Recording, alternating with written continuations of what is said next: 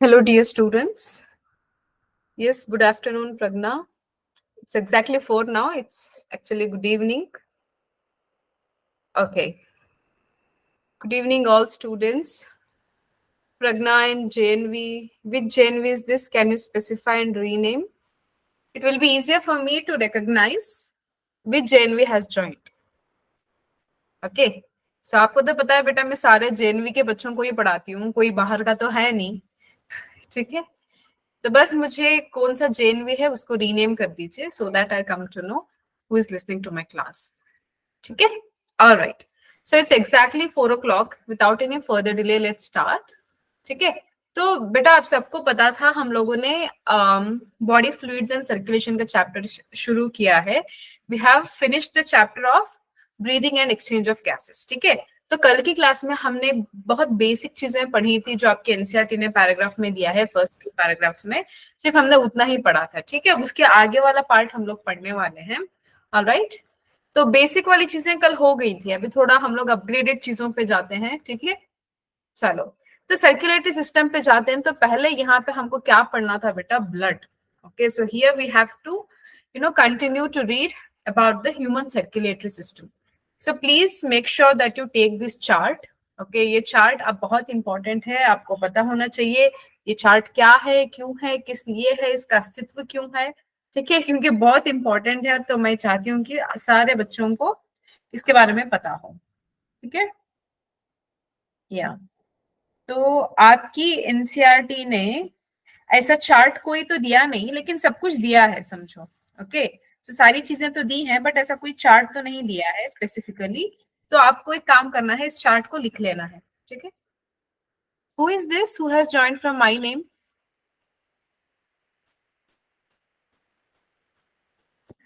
Why is this happening?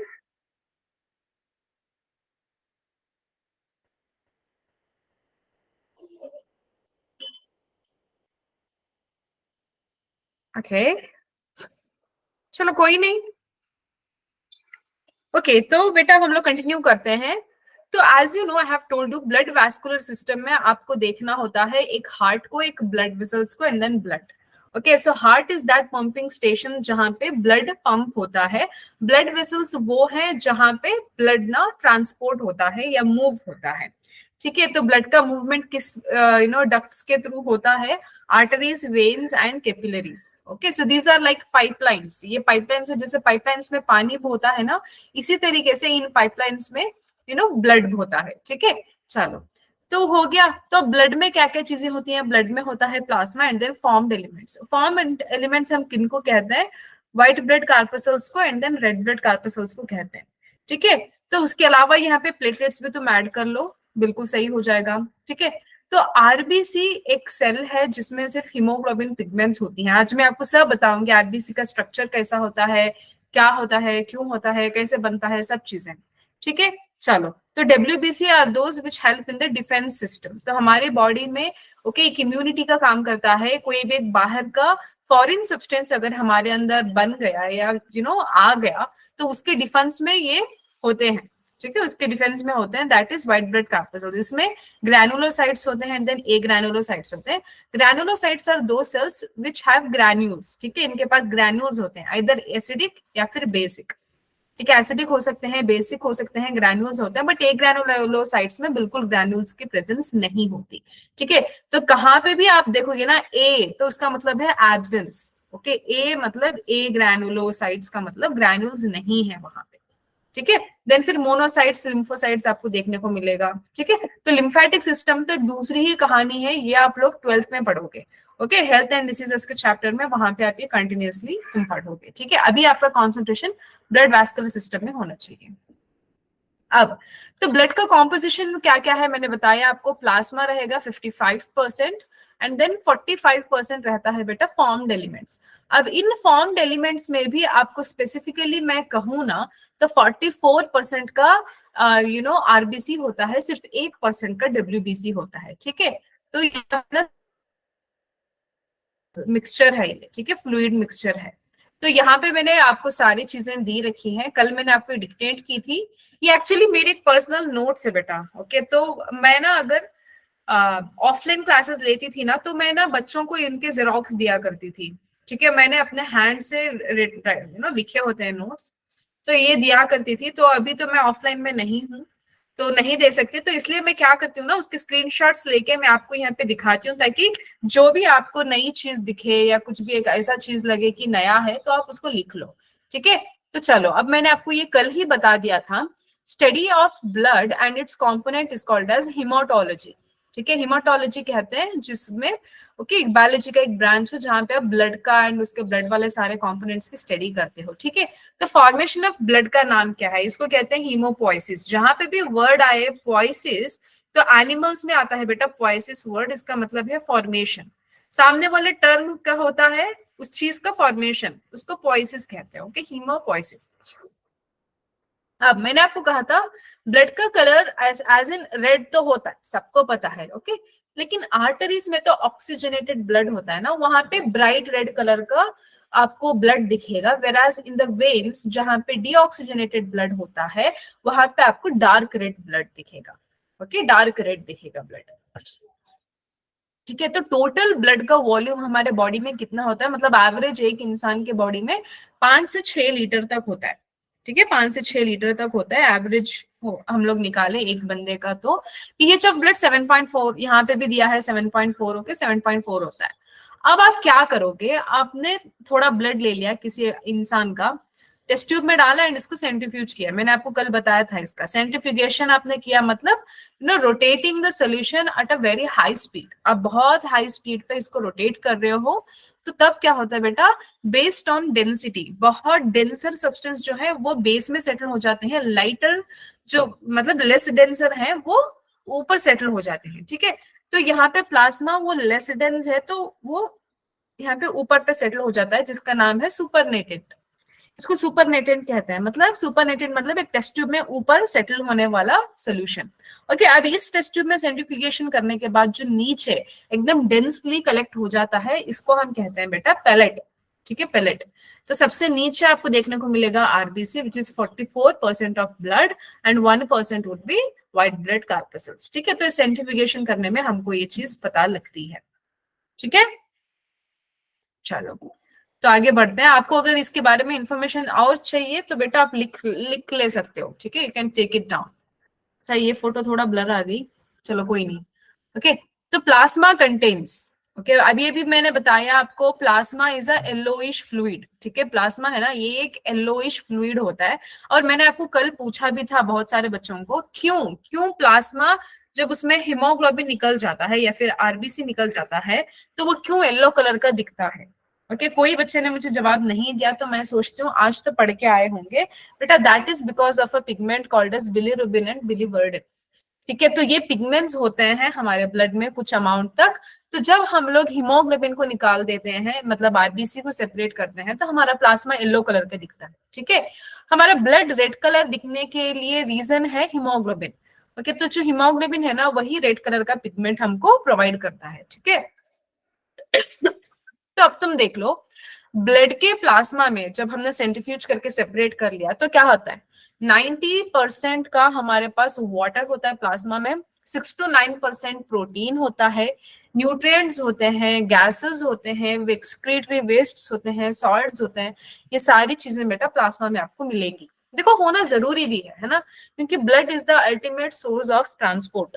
ठीक है, blood ना through capillaries, through arteries and veins हर हर जगह में जाता है बॉडी पार्ट के। ठीक है, हर हर बॉडी पार्ट में जाता है, तो वहां पे पहुंचाने के लिए बहुत जरूरी है कि ये सारी चीजें हमारे पास हों।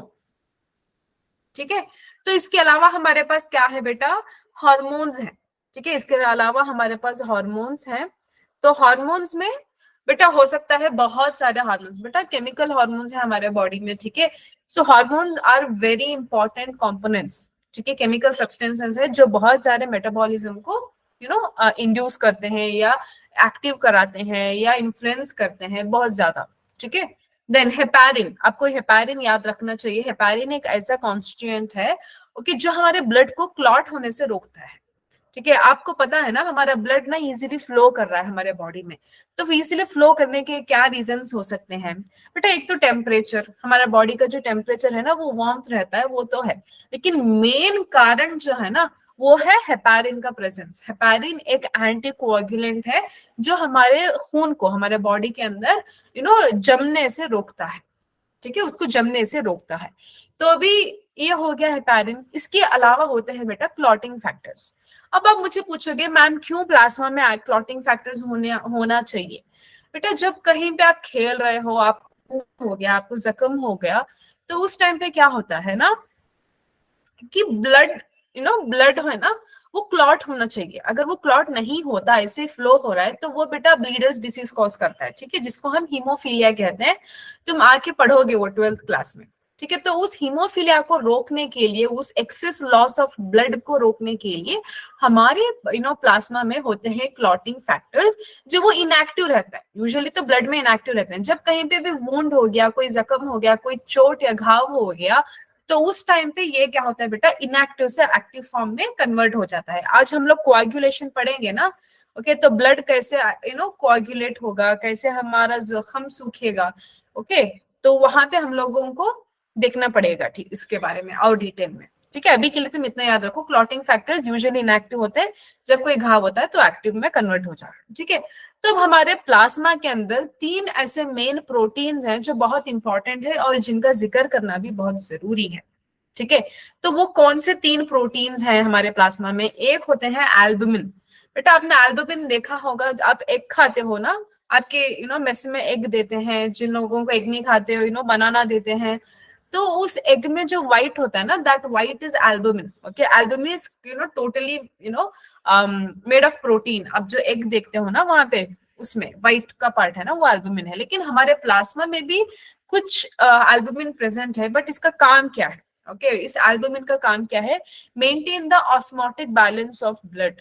ठीक है, ऑस्मोटिक बैलेंस मतलब पानी का, सॉल्ट्स का कॉन्सेंट्रेशन को मेंटेन करना। बेटा आप याद रखो, कोई भी ऑर्गेनिज्म के अंदर अगर सॉल्ट कॉन्सेंट्रेशन कहीं पे ज्यादा है, तो वहां पे पानी झट मार के पीछे आएगा। ओके, झट से। ओके, आप कुछ और मत सुन लेना। ओके, तो झट से वो पीछे पीछे आ जाता है। जहां पे सॉल्ट ज्यादा होता है वहां पे पानी होना चाहिए, ये तो रूल है बेटा।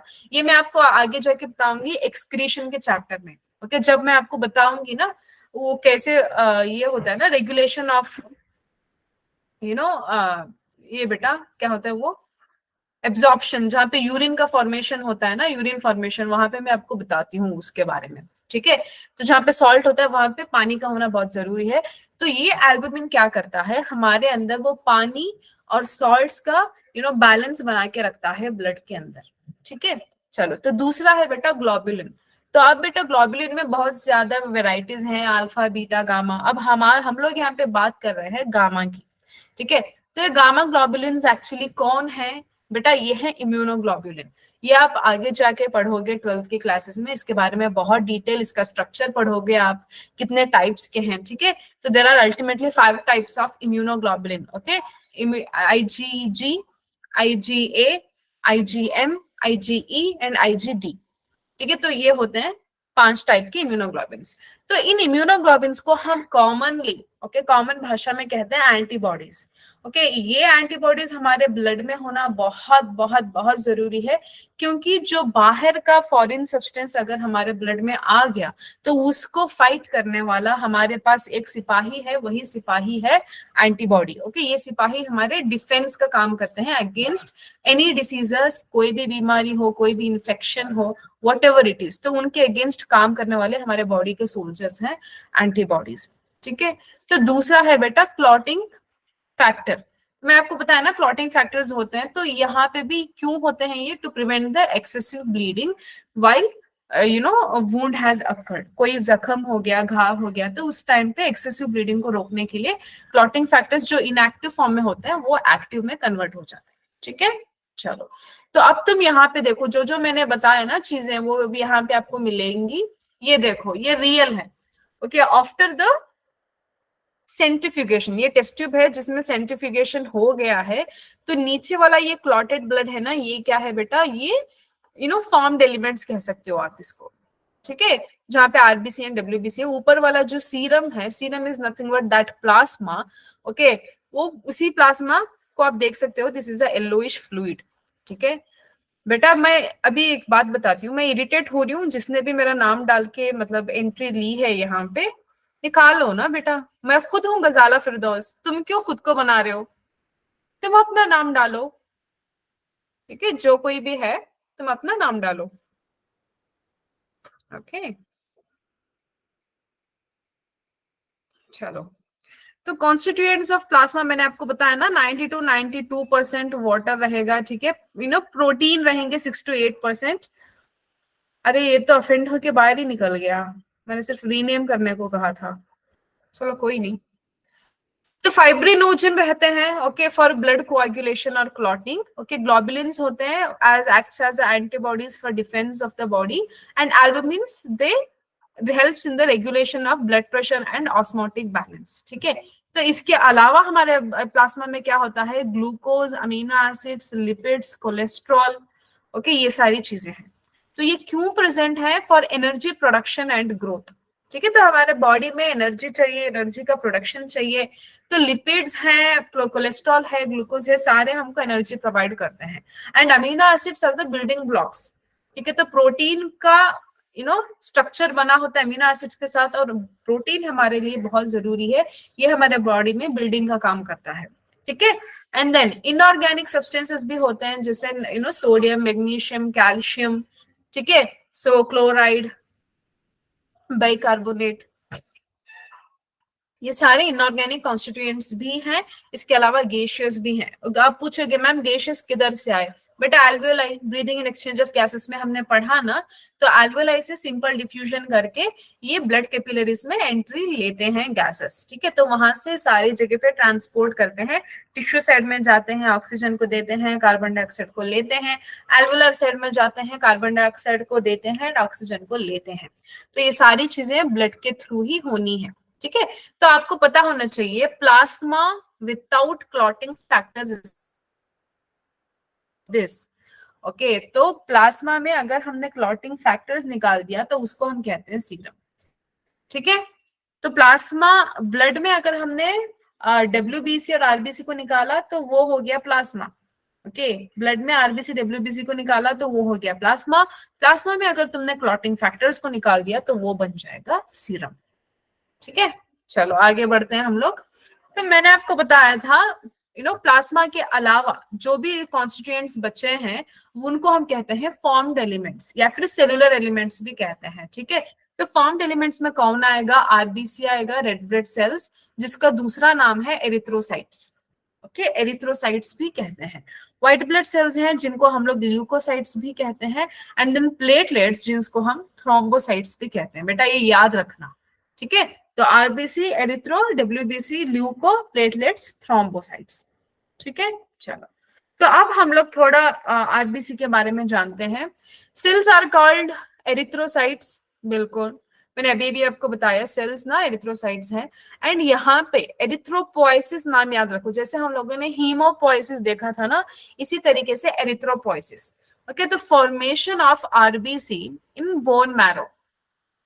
ओके, तो बोन मैरो में भी ना बेटा वैरायटी होती है, मतलब टाइप्स होता है। जैसे व्हाइट बोन मैरो होता है, रेड बोन मैरो होता है, येलो बोन मैरो होता है। ठीक है, तो ये तुम लोग हायर स्टडीज में जाके पढ़ोगे। ठीक है, तो अभी हम लोग ना सिर्फ दो बोन मैरो जानेंगे, एक रेड और एक व्हाइट। ठीक है, तो रेड बोन मैरो, अभी ये बोन मैंने ड्रॉ किया है यहाँ पे, तो तुम देख लो जो टर्मिनल के दो एंड्स है ना, वहां पे अपना रेड बोन मैरो लिख सकते हो। ठीक है, एंड देन बीच वाला जो पार्ट है ना, इसको आप कह सकते हो व्हाइट बोन मैरो। ठीक है, व्हाइट बोन मैरो होता है। तो अब बेटा ये एरिथ्रोपोइसिस मतलब फॉर्मेशन ऑफ आरबीसी कहाँ पे होती है? रेड बोन मैरो में होती है। अब आप कॉमनली ऐसा नहीं कह सकते। ओके, एरिथ्रोपोइसिस कहाँ हो रही है बताओ, तुम ऐसा नहीं कह सकते bone marrow. We have to be very precise, red bone marrow में होता है फॉर्मेशन ऑफ आरबीसी। ठीक है, तो व्हाइट बोन मैरो में क्या होता है मैं आगे जाके जब जरूरत पड़ेगी तब बताऊंगी। ठीक है, तो अब देखो बेटा, अब ये एरिथ्रोपोइसिस मैंने बताया ना आपको, फॉर्मेशन ऑफ आरबीसी, तो ये कैसी होती है? ओके, होती है तो रेड बोन मैरो में, बट कैसे होती है देखो। सबसे पहले एक प्रिकर्सर सेल आता है। ठीक है, प्रिकर्सर सेल आता है जिसको हम कहते हैं एरिथ्रोब्लास्ट। ओके, एरिथ्रोब्लास्ट कहते हैं इसको। अब ये एरिथ्रोब्लास्ट क्या करेगा, ये चेंज हो जाएगा, खुद को बनाएगा रेटिकुलोसाइट। ओके, एरिथ्रोब्लास्ट से कुछ टाइम के बाद ये बन जाएंगे रेटिकुलोसाइट। तो ये रेटिकुलोसाइट के अंदर आप क्या क्या देख सकते हो, आप न्यूक्लियस देख सकते हो एंड दूसरे ऑर्गेनल्स भी देख सकते हो। ठीक है, दूसरे ऑर्गेनल्स भी आप यहाँ पे देख सकते हो, जैसे लाइसोसोम हो गया, एंडोप्लाज्मिक रेटिकुलम हो गया, माइटोकॉन्ड्रिया, गोल्गी बॉडी, ये सब चीजें आप यहाँ पे देख सकते हो with the presence of haemoglobin pigment and nucleus. Okay, erythroblast में सिर्फ न्यूक्लियस था, रेटिकुलोसाइट में ऑर्गेनलीज भी है, हीमोग्लोबिन भी है एंड देन न्यूक्लियस भी है।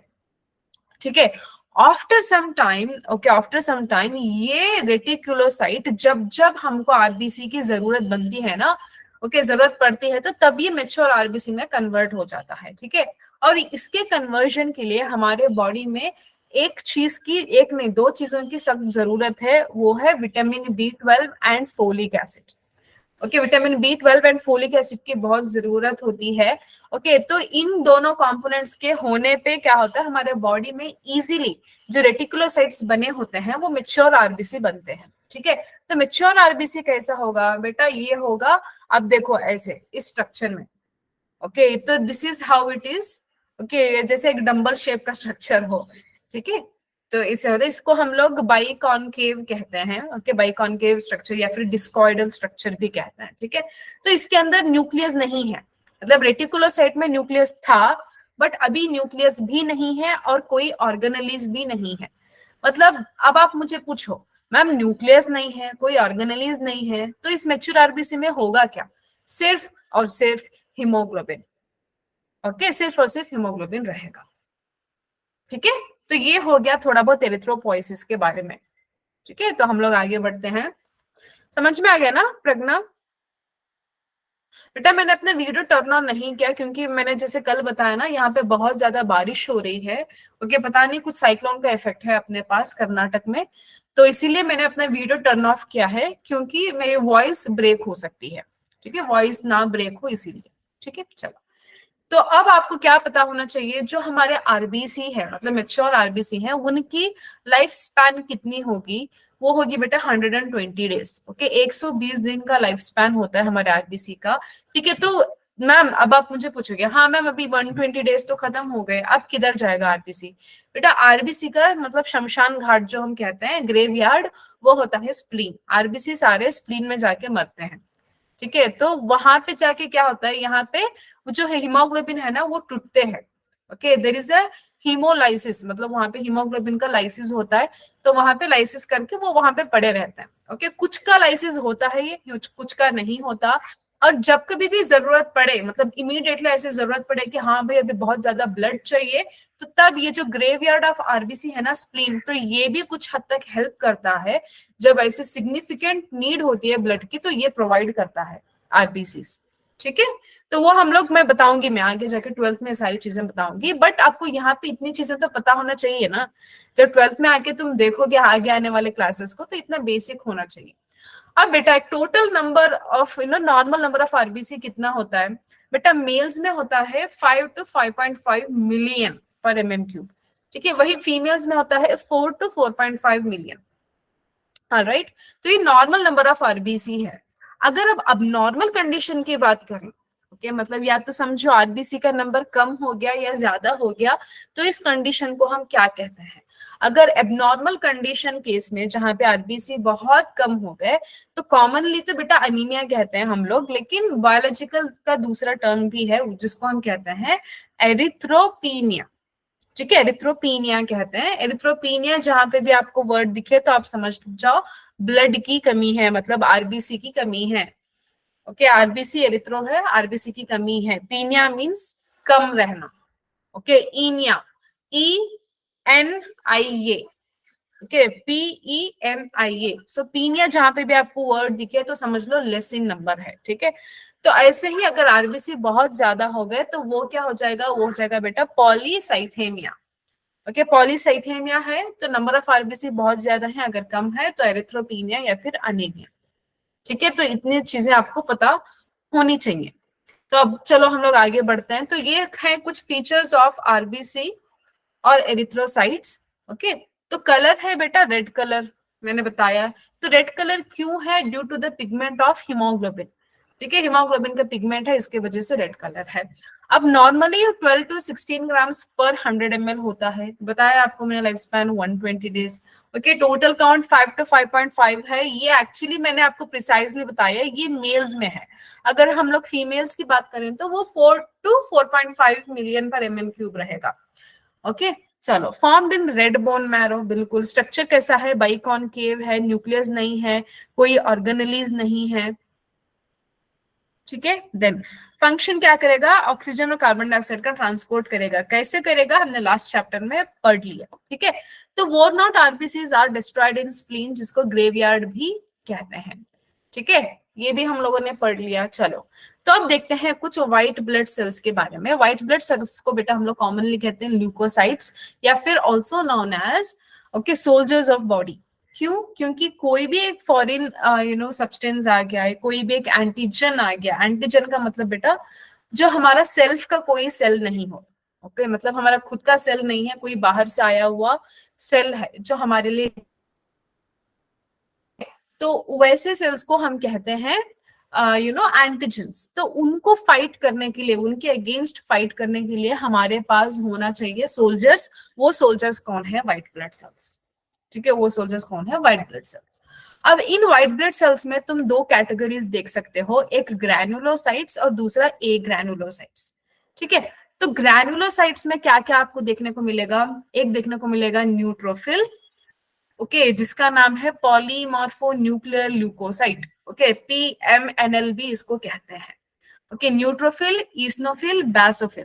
ओके, ईस्नोफिल को एसिडोफिल भी कहते हैं। ठीक है, चलो।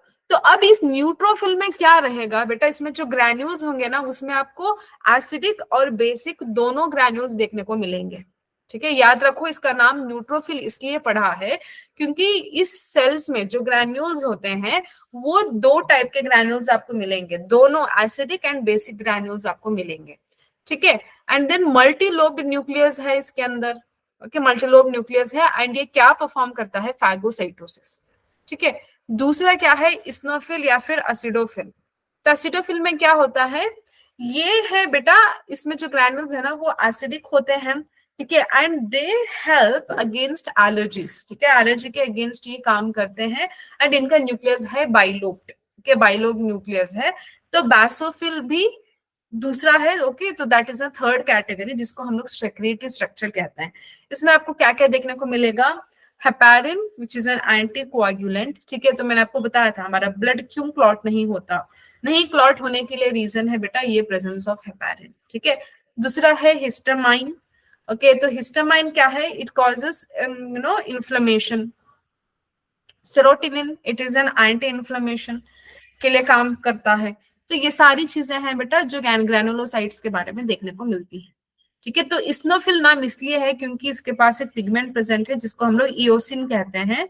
ओके, तो इयोसिन प्रेजेंस के वजह से इसका नाम इस्नोफिल है। और बाकी तो जो ग्रैन्यूल्स हैं वो एसिडिक ग्रैन्यूल्स हैं, बेसोफिल में जो ग्रैन्यूल्स हैं वो बेसिक हैं। ठीक है, चलो। अब बात आएगी ए ग्रैनुलोसाइट्स की। ओके, ए ग्रैनुलोसाइट्स में क्या है? Again two types of cells, monocytes and then lymphocytes. So monocytes are large white blood corpuscles, lymphocytes are small okay white blood corpuscles. ठीक है, तो मोनोसाइट्स में क्या होगा? यहाँ पे फैगोसाइटोसिस होगा। फैगोसाइटोसिस क्या है? एनगल्फिंग ऑफ कोई भी फॉरेन सब्सटेंस या फिर सेल। ओके, कोई फॉरेन सब्सटेंस आ गया, एंटीजन आ गया, उसको ये फैगोसाइटोसिस ना क्या करते हैं? वहां पे फैगोसाइट्स करके सेल्स रहते हैं, वो एंडो उसको एनगल्फ कर लेते हैं, मतलब अंदर ले लेते हैं। तो वो सेल्स कौन है? वो सेल्स हैं मोनोसाइट्स, जो एक्चुअली एनगल्फ कर लेते हैं फॉरेन सब्सटेंस को। अगर इनसे नहीं बन पाता, अगर ये नहीं कर पाते, तो ये क्या करेंगे? मोनोसाइट सारे फ्यूज हो जाते हैं और एक बड़ा स्ट्रक्चर बना देते हैं जिसको हम कहते हैं मैक्रोफेज। तो मैक्रोफेज के आगे फिर कोई भी फॉरेन सब्सटेंस या एंटीजन आगे नहीं टिकेगा। ठीक है, मतलब मर जाएगा। तो अब ये कैसा दिखेगा? ये होगा किडनी शेप न्यूक्लियस के साथ। ओके, तो ये कुछ ऐसा दिखेगा मोनोसाइट। लिम्फोसाइट मैंने बोला ये स्मॉलेस्ट WBC है, और इसका अल्टीमेटली काम क्या है बेटा? To do the immune system. मतलब यही लिम्फोसाइट्स हैं जो एंटीबॉडीज बनाती हैं। जैसे समझो बी लिम्फोसाइट्स, टी लिम्फोसाइट्स, वो दोनों ही लिम्फोसाइट्स यही डब्ल्यूबीसी बनाती हैं, ठीक है। देन ल्यूकोपोइसिस, तो ल्यूकोपोइसिस किसको कहते हैं हम, फॉर्मेशन ऑफ डब्ल्यूबीसी, ओके। तो formation of white blood corpuscles को ही हम लोग कहते हैं ल्यूकोपोइसिस, जैसे फॉर्मेशन ऑफ आरबीसी को हम लोग एरिथ्रोपोइसिस कहते थे, ठीक है। एंड देन इसका लार्ज न्यूक्लियस भी प्रेजेंट है, okay. Large nucleus not in the comparison of monocyte but in the comparison of its own cell, उसके सेल के ही कंपैरिजन में न्यूक्लियस बहुत बड़ा है, साइटोप्लाज्म ना बहुत एकदम साइड में चला गया है, और इसको हम कहते हैं स्कैंटी साइटोप्लाज्म, ठीक है। चलो तो आगे बढ़ते हैं।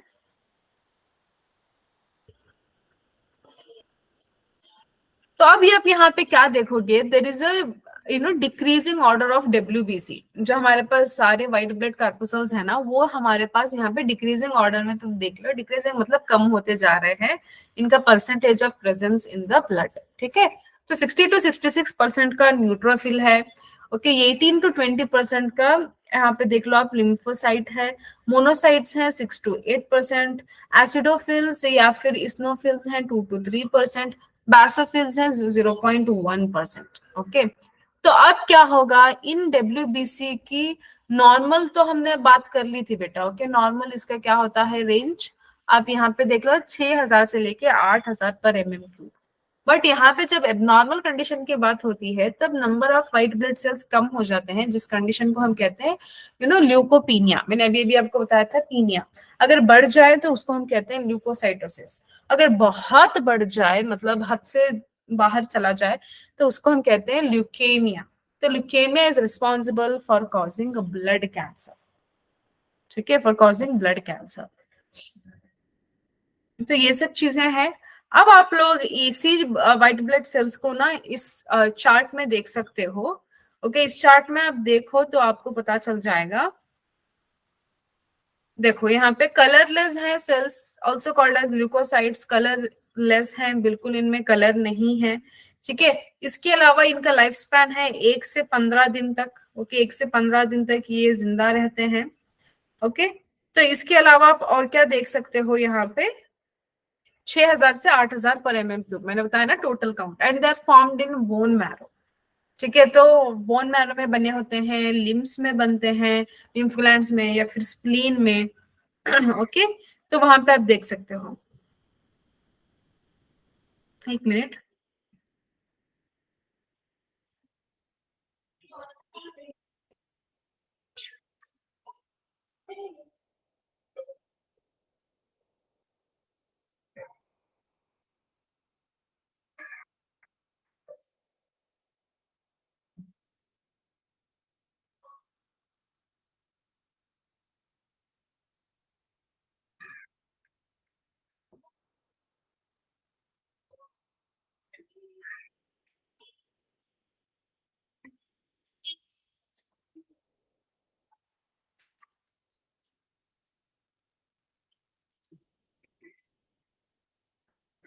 स्ट्रक्चर आप देख लो बेटा, न्यूक्लिएटेड है मतलब इनके पास न्यूक्लियस प्रेजेंट है, एंड देन डिफरेंट टाइप्स का प्रेजेंट है, ठीक है। डिफरेंट डिफरेंट टाइप्स का न्यूक्लियस प्रेजेंट है। And then function, it functions in the part of immune system, ठीक है। तो इम्यून सिस्टम का पार्ट है। तो अब यहाँ पे देख लो तुम, ओके। मैंने आपको क्या बताया था, न्यूट्रोफिल में आपको दोनों टाइप के, ओके, दोनों टाइप के में सिर्फ एसिडिक मिलेंगे, बैसोफिल में सिर्फ बेसिक ग्रैन्यूल्स देखने को मिलेंगे, ठीक है। तो ये चीजें आपको देखने को मिलती है। तो लिम्फोसाइट्स एंड मोनोसाइट्स तो ए ग्रैनुलोसाइट्स हैं। तो अब यहाँ पे देख लो आप, ओके। तो ग्रैनुलोसाइट्स में न्यूट्रोफिल्स, एसिडोफिल्स एंड देन साइनोफिल्स या फिर बेसोफिल्स। तो 60 to 65% के फैगोसाइटोसिस करने वाले सेल्स हैं neutrophil, soldier of the body, resist infection and causes allergic reaction, okay. तो हमारे बॉडी में जो एलर्जिक रिएक्शन कॉज करते हैं वो इस्नोफिल ही है, ओके। और ये इन्फेक्शंस को रेजिस्ट भी करते हैं, ठीक है। एंड देन बैसोफिल्स में सेक्रेट हिस्टामाइन, ये हिस्टामाइन को सेक्रेट करते हैं, सेरोटोनिन को सेक्रेट करते हैं, पैरिन को, and then causes inflammatory reactions, ठीक है। तो मोनोसाइट्स मैंने बताया आपको लार्जेस्ट डब्ल्यूबीसी है, ओके। तो ये भी 6 to 8% का फैगोसाइटोसिस करते हैं, ठीक है। एंड देन लिम्फोसाइट्स में आप देखोगे B and T, those are 20 to 25%, they show immune responses of the body and secrete antibodies. ठीक है। तो अभी हम लोग देखते हैं प्लेटलेट्स के बारे में। तो प्लेटलेट्स का नॉर्मल काउंट होता है 1.5 लाख to 3 lakhs। ठीक है। आप इसमें देखते जाओ तो आपके ब्लड में सबसे ज्यादा कौन है, सबसे ज्यादा आरबीसी है, दूसरे प्लेटलेट्स है, लास्ट में आते हैं डब्ल्यूबीसी। ठीक है। तो इन प्लेटलेट्स के सेल्स को बेटा हम कहते हैं थ्रोम्बोसाइट्स। ओके। तो थ्रोम्बो का वर्ड का मीनिंग है क्लॉट। ओके, क्लॉट इसका वर्ड का मीनिंग है। तो अब मैंने आपको बताया फॉर्मेशन ऑफ थ्रोम्बोसाइट्स या फिर प्लेटलेट्स का होता है रेड बोन मैरो में। ठीक है, रेड बोन मैरो में होता है। तो इसको हम कहते हैं thrombocytopoiesis. Okay, thrombocytes of the cells, poiesis means formation, मैंने आपको बताया था। तो इनका फॉर्मेशन प्लेटलेट्स का होता है, एक टाइप ऑफ सेल्स है जिसका नाम है मेगाकारियोसाइट्स। तो मेगाकारियोसाइट्स से बनते हैं प्लेटलेट्स। तो अब ये आपका प्लेटलेट्स का स्ट्रक्चर हो गया। तो how are these are irregular cell fragments which are enucleated and they show sticky। Okay, तो ये इनका स्ट्रक्चर कैसा होता है, स्टिकी होता है एंड देन डेलिकेट भी होता है। ये तो इरेगुलर सेल फ्रैगमेंट्स हैं।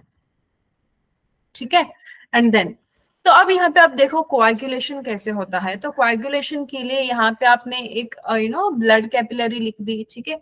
तो अब क्या हो जाएगा, यहाँ पे समझ लो वुंड हो गया। ओके, यहाँ पे आप देख रहे हो, यहाँ पे वुंड हो गया। तो यहाँ पे ना फर्स्ट क्लॉटिंग के लिए आता है टेम्पोररी क्लॉट, जहाँ पे प्लेटलेट्स ना एक एग्रीगेशन बनाते हैं। आपको पता है, अभी भी मैंने बताया आपको, वो स्टिकी होते हैं। ठीक है, स्टिकी होते हैं, डेलिकेट होते हैं, वो वहां पे जाके जमने को स्टार्ट हो जाते हैं। ठीक है, ये टेम्पोररी क्लॉट है।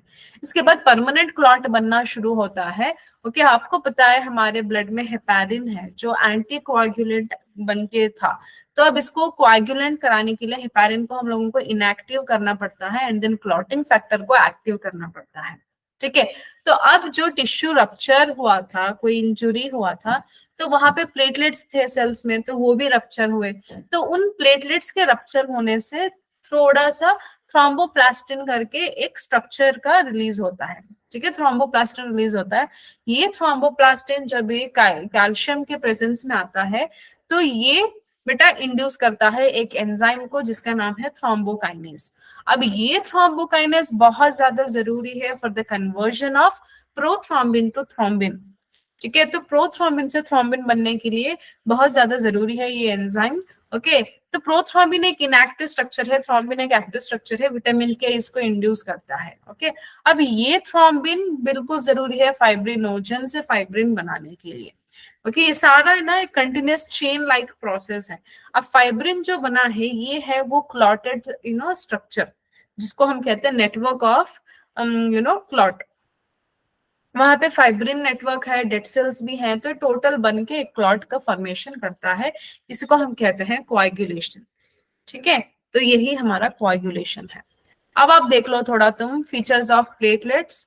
तो ये कलरलेस है, 7 दिन का इनका लाइफ स्पैन है, 1.5 to 3.5 लाख पर mm³ है। ठीक है। ओके, तो इसके अलावा बेटा आप यहाँ पे देख सकते हो formed in megakaryocytes in bone marrow.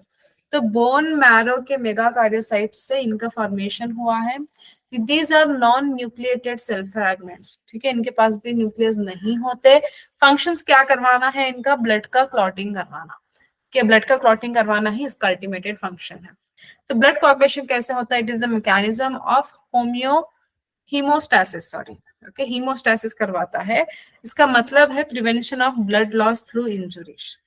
Okay, तो हीमो मतलब ब्लड, स्टैसिस मतलब रुकना, तो ब्लड का रुकना या फिर ब्लड लॉस कराना, इस मैकेनिज्म को हम कहते हैं ब्लड कोआगुलेशन। ठीक है, तो ब्लड कोआगुलेशन में देखो यहाँ पे लिखा है clumped platelets and tissues. Okay, release करेंगे थ्रोम्बोप्लास्टिन, थ्रोम्बोप्लास्टिन फॉर्म करता है थ्रोम्बोकाइनेज या फिर प्रोथ्रोम्बिनेज एंजाइम। तो ये कैल्शियम की मदद से हाइड्रोलाइसिस करके ये एंजाइम प्रोथ्रोम्बिन को थ्रोम्बिन बनाता है। थ्रोम्बिन जरूरी है फाइब्रिनोजन से फाइब्रिन बनाने के लिए। अब ये फाइब्रिन क्या है, यही तो फाइब्रिन हमारा डेड एंड डैमेज्ड एलिमेंट्स को फॉर्म करके एक क्लॉट का फॉर्मेशन बना देता है। ठीक है, तो यही है सारा कुछ कहानी ब्लड कोआगुलेशन की। ठीक है, थ्रोम्बोकाइनेज या फिर प्रोथ्रोम्बिनो काइनेस।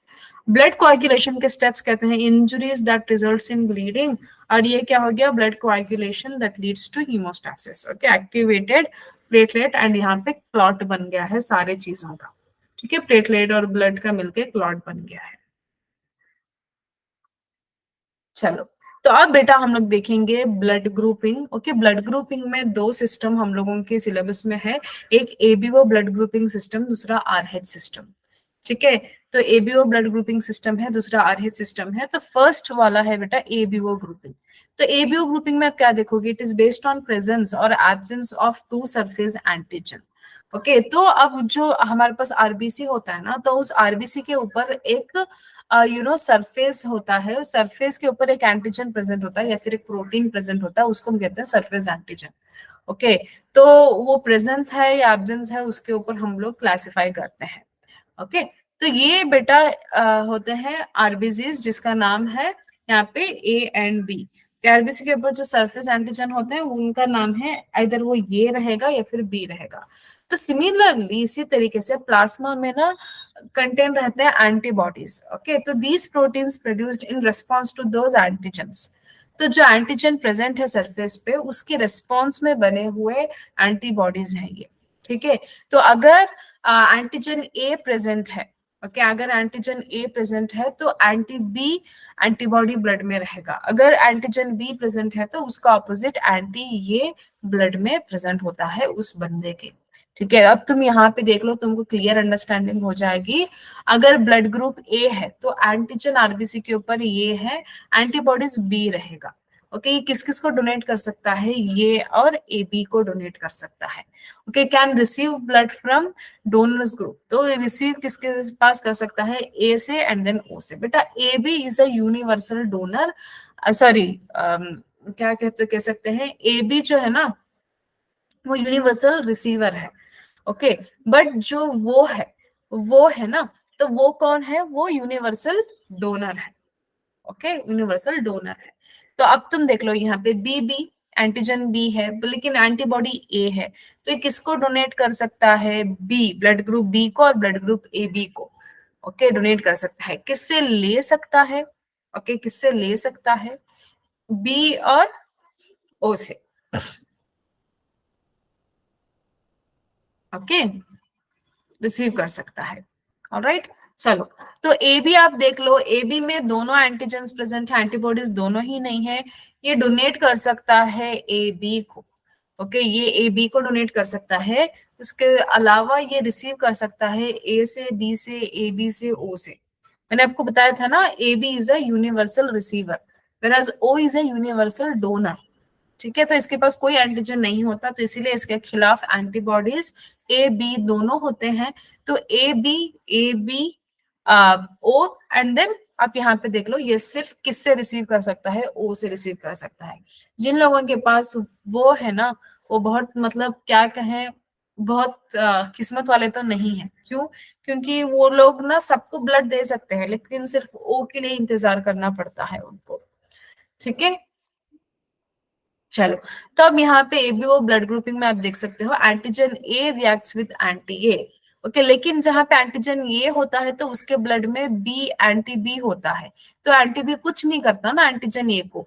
जब आपने क्या किया, इस बंदे को जिसके पास ए एंटीजन है, एंटीबॉडी एंटी बी है, वैसे पर्सन को अगर आपने एंटी ए वाला ब्लड दे दिया तो ये दोनों रिएक्ट करके कोआगुलेशन कर जाएंगे या फिर अग्लूटिनेशन कर जाएंगे। तो इससे बहुत सीवियर केसेस हो जाएंगे, मतलब इंसान का मरना या फिर मर जाना। तो ये भी केसेस यहाँ पे आप लोग देख सकते हो। ठीक है, तो mixing of blood with interactive antigens and antibodies causes clumping और अग्लूटिनेशन ऑफ आरबीसी। ठीक है, तो बेटा एक मिनट मुझे आप 1 मिनट दीजिए, मैं थोड़ा यहाँ पे कुछ चीजें करना चाहती हूँ।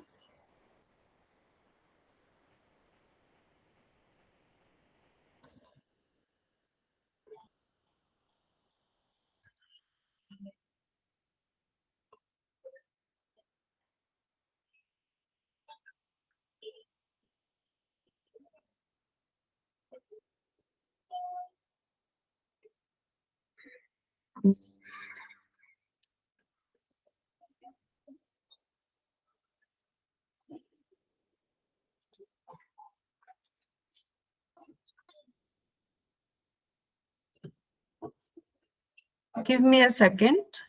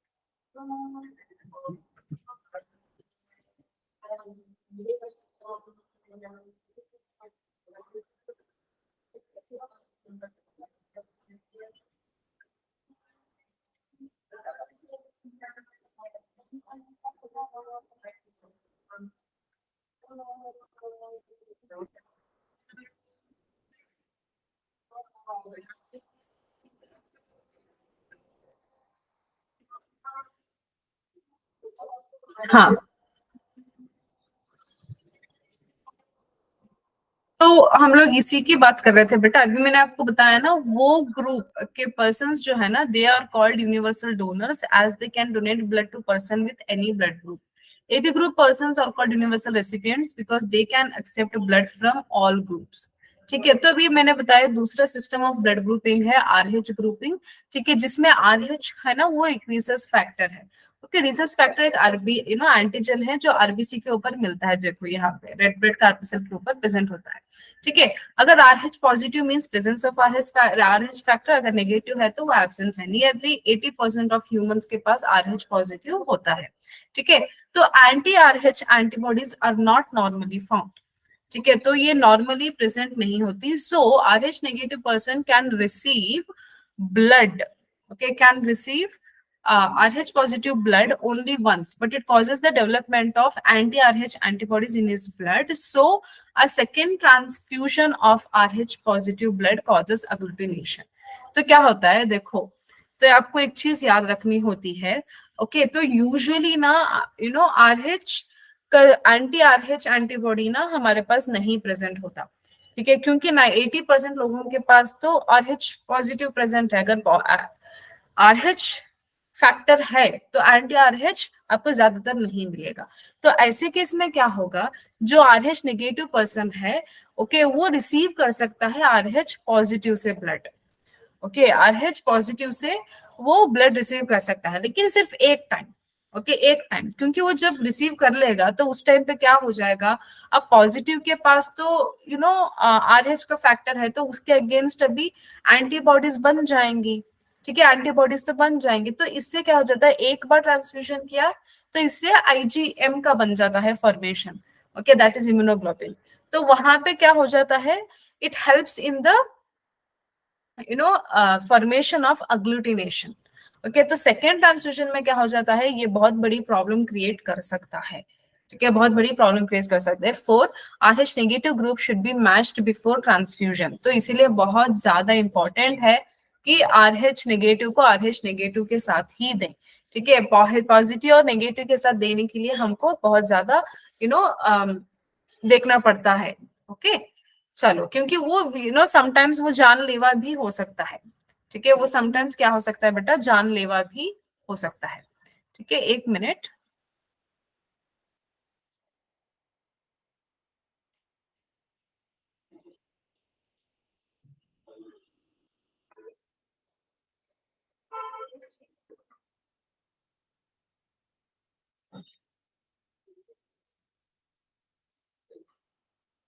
ओके, तो अभी आप यहाँ पे क्या देख सकते हो, एक कंडीशन है बेटा जो प्रेगनेंसी में यूजुअली हो जाती है। ओके, जिसका नाम है एरिथ्रोब्लास्टोसिस फिटालिस। तो यहाँ पे क्या होता है, it is an RH incompatibility between RH negative blood of a pregnant mother and RH positive blood of a fetus. So RH antigen do not get mixed with the maternal blood in the first pregnancy because placenta separates the two bloods. ठीक है, placenta separate करके रखता है mother के and then बच्चे के blood को। ठीक है, क्योंकि वो दोनों दूसरे स्ट्रीम्स में जा रहे हैं ना, दूसरा ब्लड कैपिलरीज में जा रहे हैं। तो फर्स्ट प्रेगनेंसी में तो कोई दिक्कत नहीं होगी डेवलपमेंट के टाइम पे, बट डिलीवरी के टाइम पे क्या होता है, there is a possibility of exposure of maternal blood. तो मेटरनल ब्लड का एक्सपोजर हो जाता है। अगर स्मॉल अमाउंट का भी, अगर बच्चे का RH पॉजिटिव, फीटस का RH पॉजिटिव अगर मदर को चले जाए तो क्या हो जाता है, मदर के बॉडी के अंदर RH के एंटीबॉडीज बनने शुरू हो जाते हैं। ठीक है, तो इससे क्या हो जाएगा, इससे क्या हो जाता है, IgM का फॉर्मेशन हो जाता है। लेकिन वो फर्स्ट प्रेगनेंसी और डिलीवरी से तो बच जाएगी, लेकिन दूसरे केस में क्या हो सकता है, ओके, दूसरे प्रेगनेंसी में क्या हो सकता है, ये बहुत मुश्किल हो जाता है बच्चे को बनाना, बचाना या फिर फॉर्मेशन भी कराना।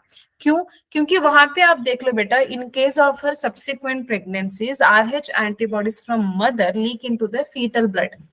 ठीक है, तो अब ये जो RH एंटीबॉडीज है वो क्या कर जाएंगे, वो लीक इन हो जाएंगे फीटल ब्लड में and destroy the foetus of RBCs of foetus. ठीक है, तो this is fatal to foetus, मतलब ये बहुत डेंजरस है फीटस के लिए।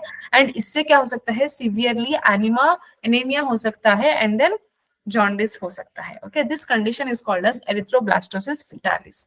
ठीक है, तो इसको आप देख लो, इस बच्चे को जॉन्डिस हुआ है, फिर भी देखो इसकी अकड़ नहीं गई, कैसे घूर रहा है। ठीक है, erythroblastosis fetalis can be avoided by administering anti-RH antibodies to the mother immediately after the delivery of the child। ठीक है, तो अभी हम लोग यहाँ क्या करते हैं, यहाँ पे बहुत सारी चीजेस को प्रिवेंट करने के लिए, ओके, प्रिवेंट करने के लिए erythroblastosis fetalis can be avoided by administering क्या, anti RH antibodies to the mother. Okay, mother को हमने अगर पीछे से ही आफ्टर फर्स्ट डिलीवरी फर्स्ट काम हमने क्या किया, एंटी RH एंटीबॉडीज को दिया, तो वो हेल्पफुल रहता है सब्सिक्वेंट डिलीवरीज के लिए। Okay, so that's all for today's class. If you have any doubts, you can ask me in the chat box or else you can leave. Okay, so thank you so much for attending the class.